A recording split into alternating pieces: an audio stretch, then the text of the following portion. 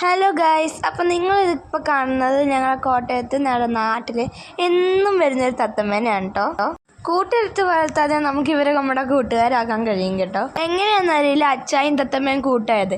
ഇപ്പം ഇത് 6 മാസം കഴിഞ്ഞിട്ട് ഞങ്ങൾ ഈ വർഷം ക്രിസ്മസ് വെക്കേഷന് പോയപ്പോഴുള്ള വീഡിയോസ് ഉണ്ടോ. അതേ തത്തമ്മ തന്നെ ഇന്നും വരുന്നുണ്ടെന്നതാണ് എൻ്റെ അതിശയം. അച്ചായ ഒരു ചൂടടിക്കുമ്പോഴാട്ടോ ഈ തത്തമ്മ വരുന്നത്. അച്ചായും തത്തമ്മയുമായിട്ട് ഭയങ്കര ബെസ്റ്റ് ഫ്രണ്ട്സ് ആട്ടോ. ഈ തത്തമ്മ വരുമ്പോഴത്തേക്കും നമ്മളതിന് പഴമോ ബിസ്ക്കറ്റോ എന്തെങ്കിലും കൊടുക്കണം കേട്ടോ. നല്ല രസമാണ് അതിങ്ങനെ കഴിക്കുന്നതൊക്കെ കാണാൻ വേണ്ടിയിട്ട് കേട്ടോ.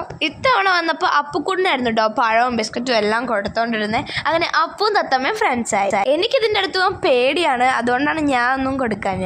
പഴം കുറച്ചു നേരം അവിടെ ഇരുന്ന് കഴിച്ചിട്ട് പിന്നെ അത് എടുത്ത് അതിൻ്റെ കൂട്ടിൽ പോകും കേട്ടോ. അങ്ങനെ ഇത് ദിവസവും വരും കേട്ടോ. ഇത് അടുത്ത ദിവസത്തെയാണ് കേട്ടോ. എല്ലാ ദിവസവും വന്ന് എന്തെങ്കിലും കഴിച്ചിട്ട് അത് പോകുന്നതാണ്. നല്ല രസമാണ് കേട്ടോ അത് കാണാൻ വേണ്ടിയിട്ട്.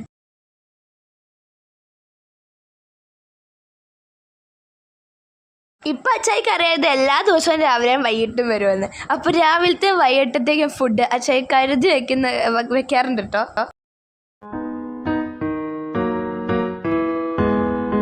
പിന്നെ മെയിൻ കാര്യം ഇതിന്റെ പേര് കാർട്ടൂന്നാണ്. അവരെ ഏറ്റവും ഇഷ്ടമുള്ള ആളുടെ പേരാണ് അതിന് ഇട്ടേക്കണേ. അത് ഞാനാ.